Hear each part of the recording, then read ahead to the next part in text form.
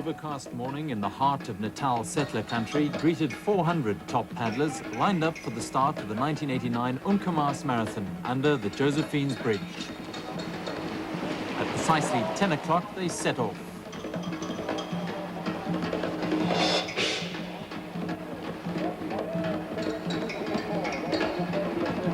An early tussle developed between the Springbok duo of Graham Monteith and Mark Perrow here on the left, and the Natal team of John Edmonds, Doozy champion, and Mark Jamieson, the newly capped Springbok.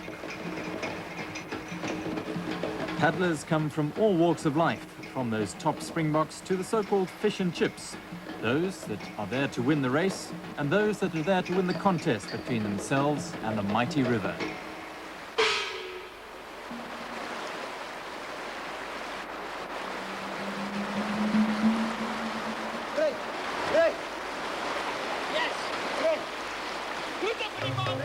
The Umkomaas is more than just a canoe marathon. It's an African adventure in a magnificent, pristine wilderness with an endless series of rapids to test the skill and courage of the contestants.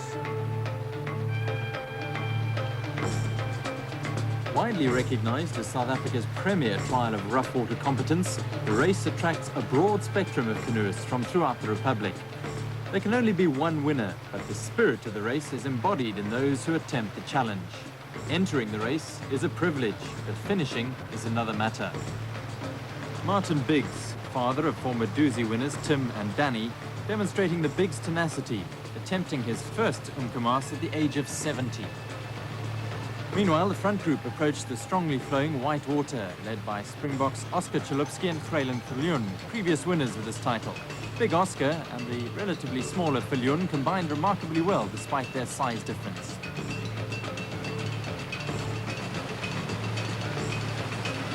Natal pairing of Mark Jamieson and John Edmonds followed close behind, with the Transvaalers Graham Monteith and Mark Perrow holding on to third spot. The colourful pairing of Richard Black and George Green in fifth place.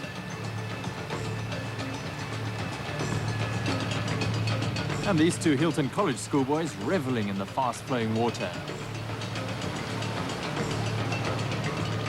Showing Transvaal's dominance in the singles race, rising star and junior champion Robbie Herefeld leads his more experienced fellow Transvaaler Stan Fryman in the K1 class.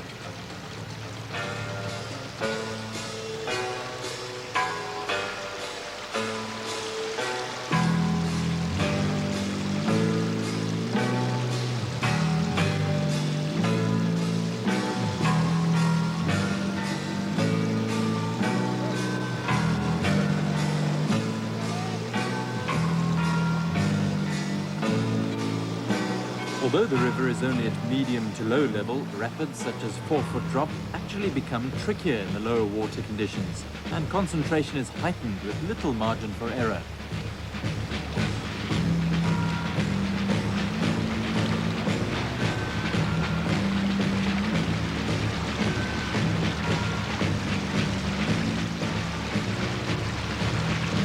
Smiles belie the serious problems facing paddlers who break up in the valley. Apart from the river, the only way out is on foot. That's a 25-kilometer hike. Here, two contestants are helped with the MacGyver-like repairs by local inhabitants in a spirit of camaraderie that transcends language and culture and characterizes this great event.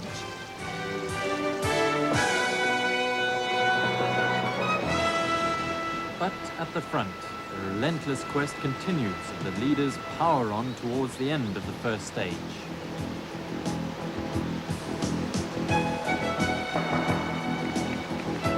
The powerful pairing of Chalupsky and Viljoen showed total command as they sprinted for the line, with Doozy specialist Edmonds and SA K1 champ Jamieson on their way. Water is a nice level, nice and clean. A little bit tricky, so you had to watch your lines. John drove well, and we just had to keep in touch with the leaders. The water was medium low. Did that affect you at all? No, it was actually very enjoyable. Nice to have a clean river for a change. It wasn't too bad. The river was a bit low, but the day wasn't too long. Like Oscar said, we try to conserve our energy for tomorrow, because we think tomorrow's going to be a longer day. It's a combination that has proven results before. The two of you won the race. Do you think You see any major problem tomorrow other than that being a long day? Well, we just don't have to make mistakes. Tomorrow will depend on, I think the distance, we will last the distance, but a lot can happen in this race. What do you expect could happen, Oscar? Well, today we didn't have to pull once hard the whole day, and everybody else had to work at some stage to try to catch us or do something. We completely rested for tomorrow, and we can afford to let the guys go and try and catch up again, if need be. We won't take any chances because we're in front. The countdown to day 2 began as the paddlers prepared themselves for the pending ordeal. The boats are ready, but what are the paddlers? Hey, we're going to kill it today, boy. No problems. Except I want to change my partner. What happened yesterday? Well, I damaged my boat, and I think I damaged myself even more. How do you feel about today? Are you at all worried about it? No, water's lovely. That long section after Goodness Weir, that's a long, hard paddle. Are you fit for that? Yeah, I've taken all my tablets. I'm ready for it. Pretty good, thank you. You're a lady in the race. How are you shaping up? Well, we didn't do fantastically yesterday, but we finished. So How are you feeling? nervous. But the nervous smiles of earlier were quickly replaced by tense concentration as the first big rapids of the day were encountered. And this is where the real character of the river unfolds.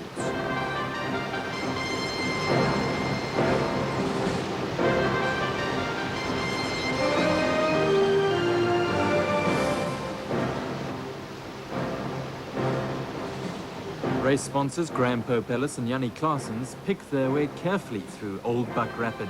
The respected pair hold a commanding lead in the veterans class. At the waterfall portage, Chalupsky and Viljoen were surprisingly nimble and took valuable seconds out of Edmonds and Jamison.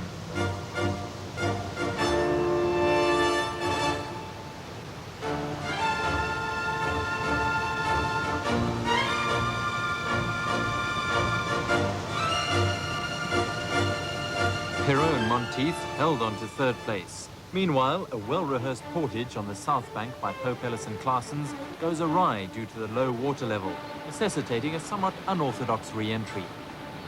The river funnels into the notorious gully.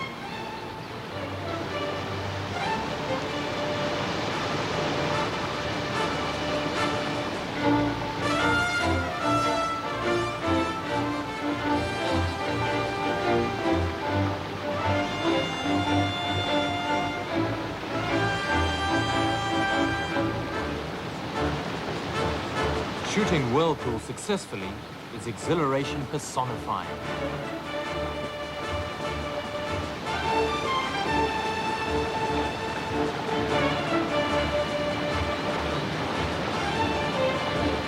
Others are not so lucky, and Springbok Chris Greef is swallowed by the turbulent waters.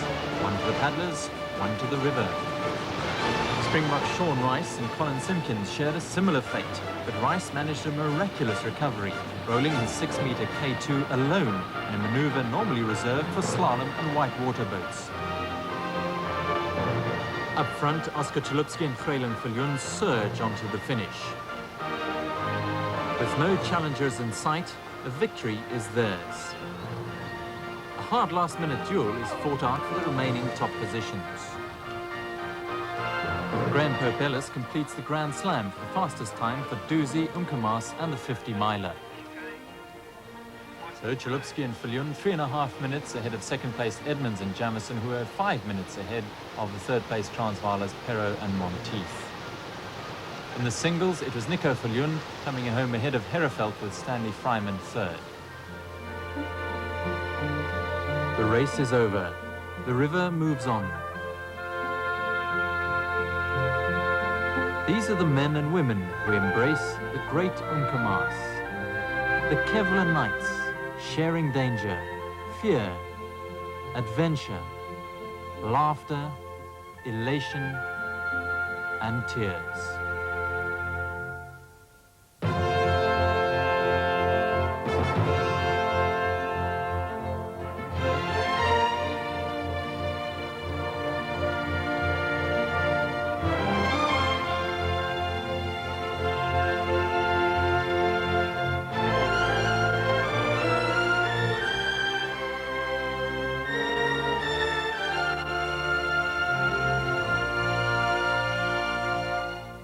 A special breed.